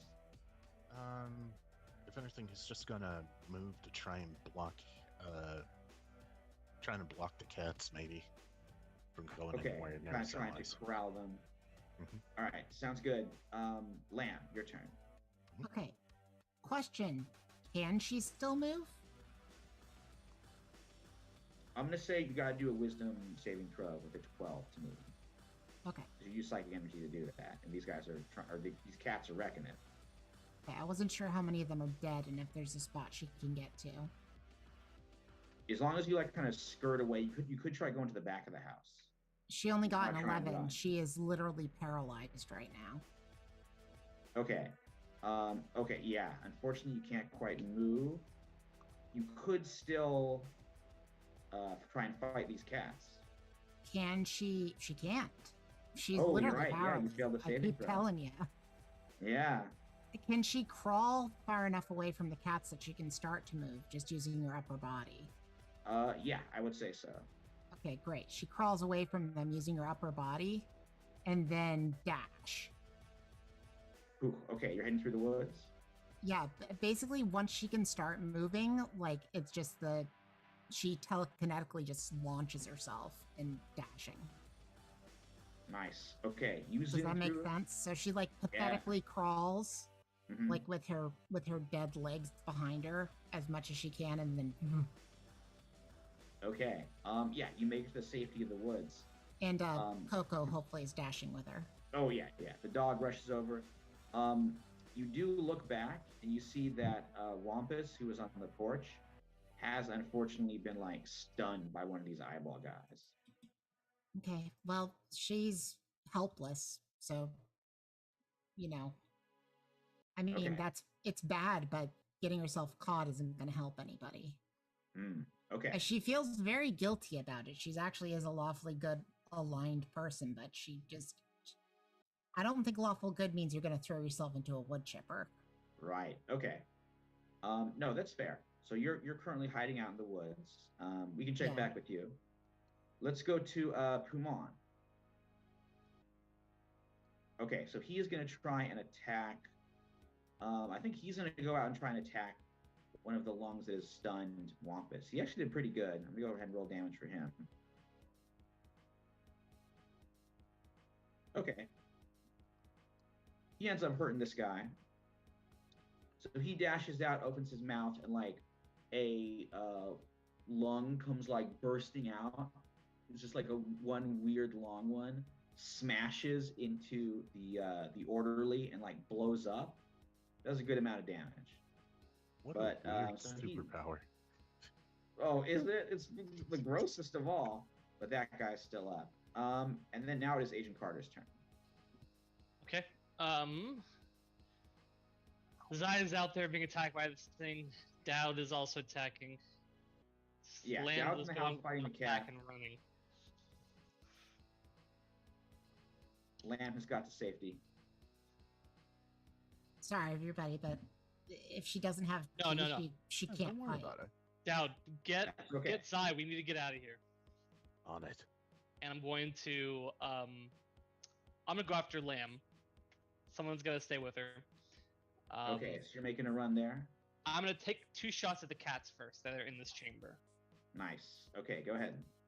Because I mean, if they're messing with something, best thing to do is take them out. Right, you got to beat a 12. 19 for the first one, and my offhand is oops, sorry. Didn't mean to roll that damage. Ah, Offhand's a 24, so 4 points to nice. one, and then 12 points to another. woof. So how much total? 4 to one, 12 to another. Okay. So total 16. All right. Yeah, I'm gonna say like you just work that pistol, and like by the time you're done, there are none of these cats. There's there's one left. Now I'm gonna start moving out the back towards wherever Lamb went.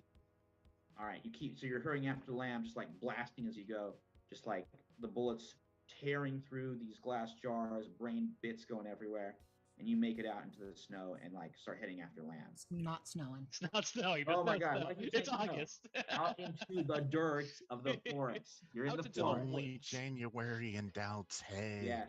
I know it's very cold where I'm from, but it's not that cold all the time. Understood. That brings us back to the top of the order with Zai. So you're there. These eyeball guys are focusing on you. So for one is turned to focus on poor Puman. One of them is kind of hurt from Puman, but the other one is still full. Oh, Zai, you're muted too. Yeah. Okay, I haven't really said much. If anything, I've been thinking mostly. I think Zai is willingly going to go with him. Okay. So you're gonna let that's a good move. Like let yourself be captured. Yeah, Zai is just going to stand up and just sort of put his orb in his pocket and just sort of have his hands out for. Okay. So you just like walk over. You are like blasted with more of that stunning mental energy. It's just stunning. Yeah, no, it's bad. Again, you just feel like really fatigued. Your psychic powers are just being cut off, which feels like you're losing a limb. Mm-hmm. And then your consciousness is drained away and you collapse. Okay. Okay, so that's your turn. This one is going to kind of leave you on the porch next to Wampus, who has also fallen. He is going to attack Puman. So I'm going to go ahead and roll for his eyeball beam over here.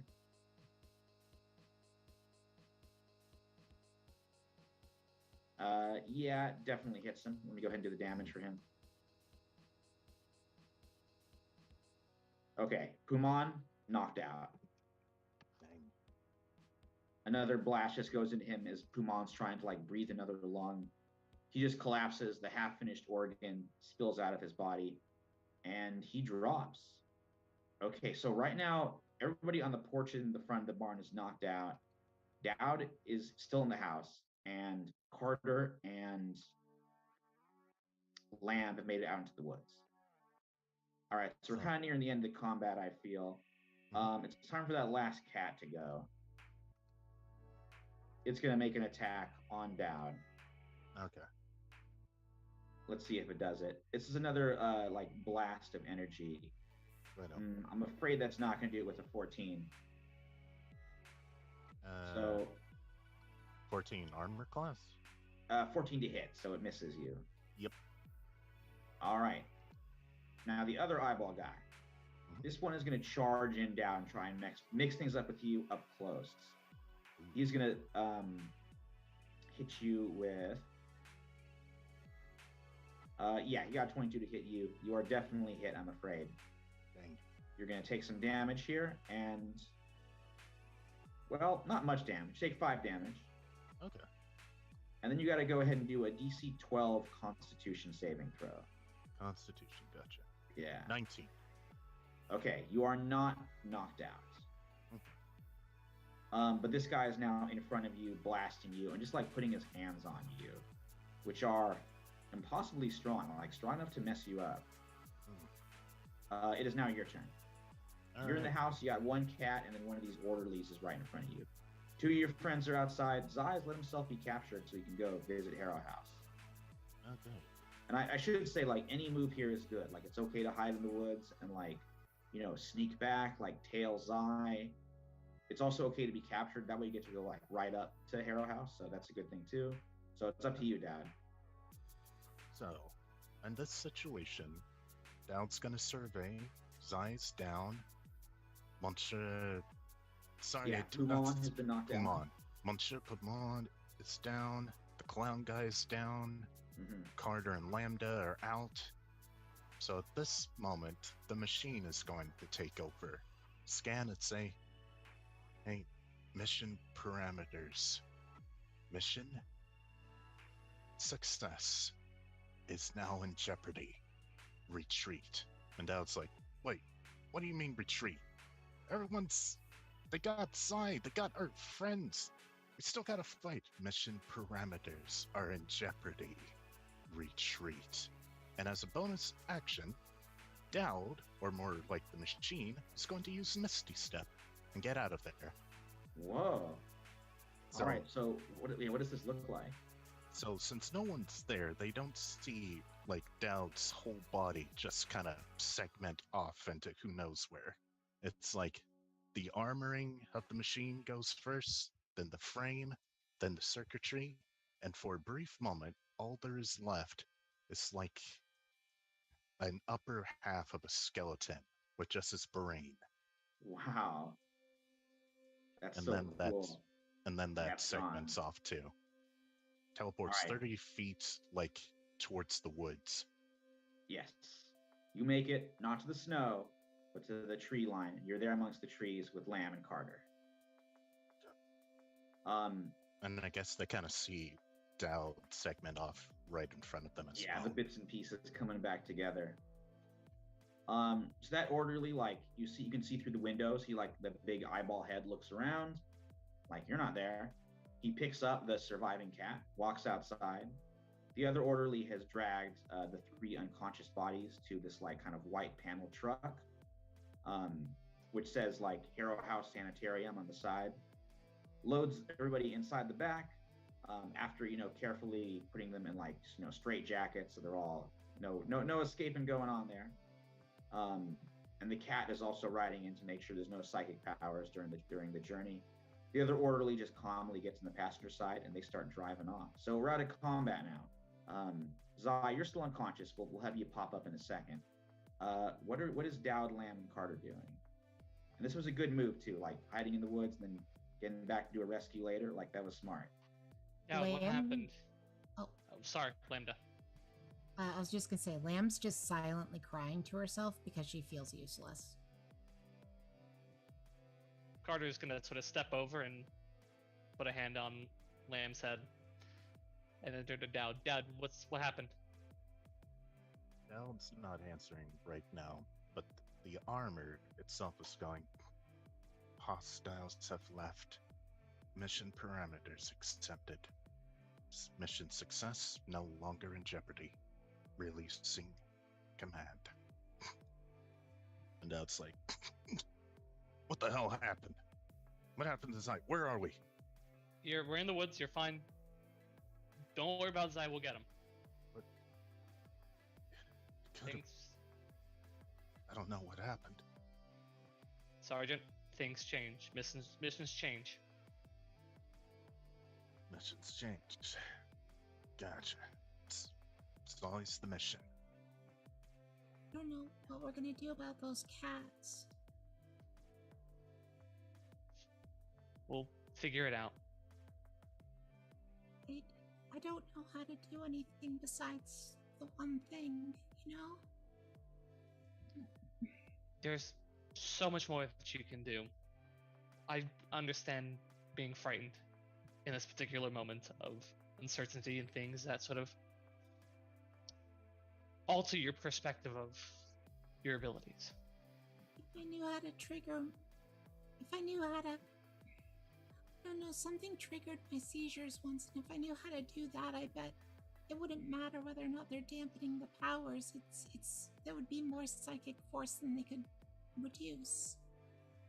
But remember, if you did that, it wouldn't just... The danger wouldn't be over at them being defeated. The danger would be to everybody else here, too. Zai, Dowd, me, Monsieur, Pumon. And not your dog. Your dog will be fine. But on the other hand, if it does mean and we succeed in the mission, No, why not? not gonna happen. It The doesn't powerful. matter. We don't know how... I can't do it on purpose anyway. If you could, I wouldn't want you to anyways.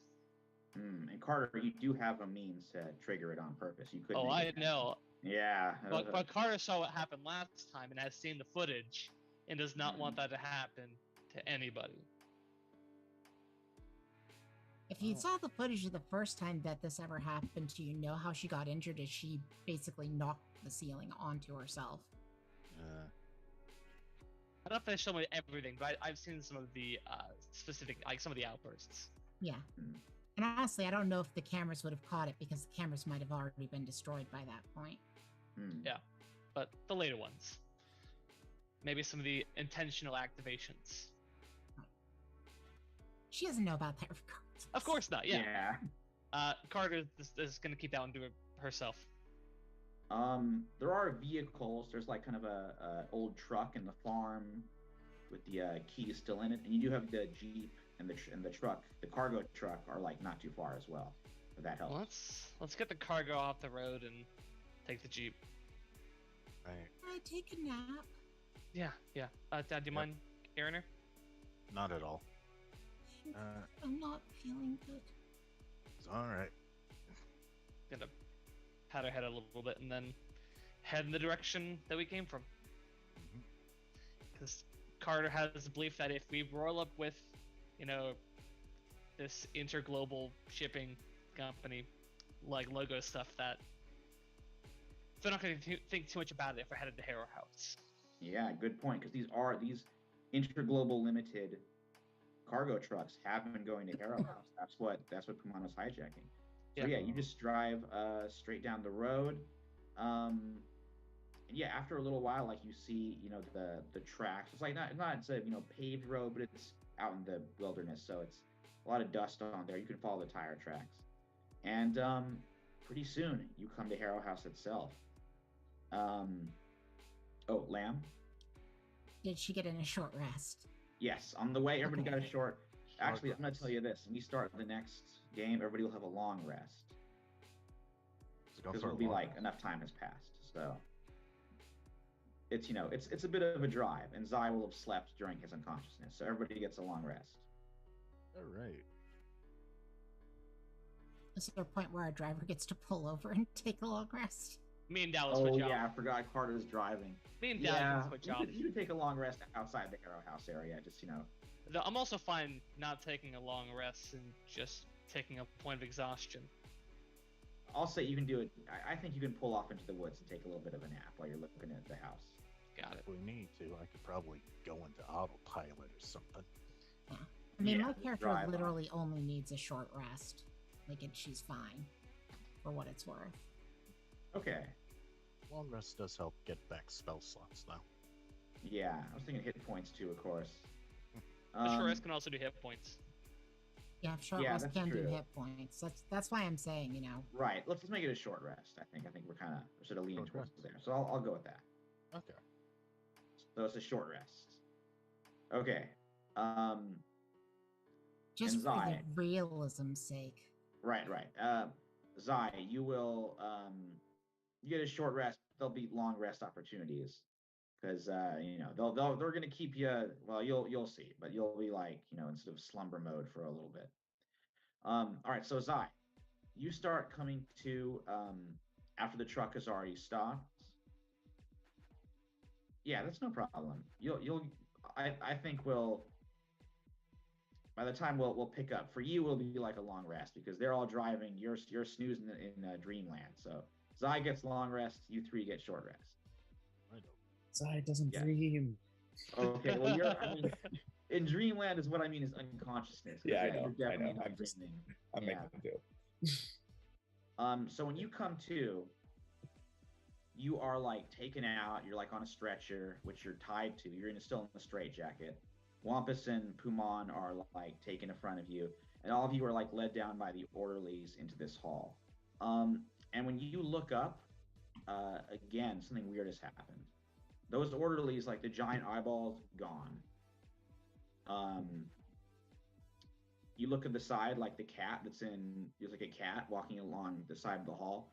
Normal cat does not have a brain in a jar for a head. As you are being carried around, you get a kind of a look at the surroundings. Harrow House is like sort of an ultra modern, like lots of these square wooden kind of multi-story structures sit around like a central courtyard. Excuse me. With different like tunnels and causeways connecting them. You were brought into the main hall. A tall, thin man in like a white lab coat. He's got kind of like a pencil mustache, graying, thinning hair. Is looking at everybody as they come in, and he's kind of like greeting them like, Mr. Puman, you find your way back to us. I am very sorry, but don't you worry. We'll get you the help you need. Oh, this is a new one. And he like takes a clipboard being handed to you from the orderly. And he's like, entertainer. Yes, that makes sense. They so often do have maladies. Some sort of a split personality. Well, no matter. You rest, sir. You go. We'll get you to your quarters, and I'll see you very soon. And then he takes the clipboard for you, and he's like, and this young man, you're conscious now, so you can talk. He's like, what is your name?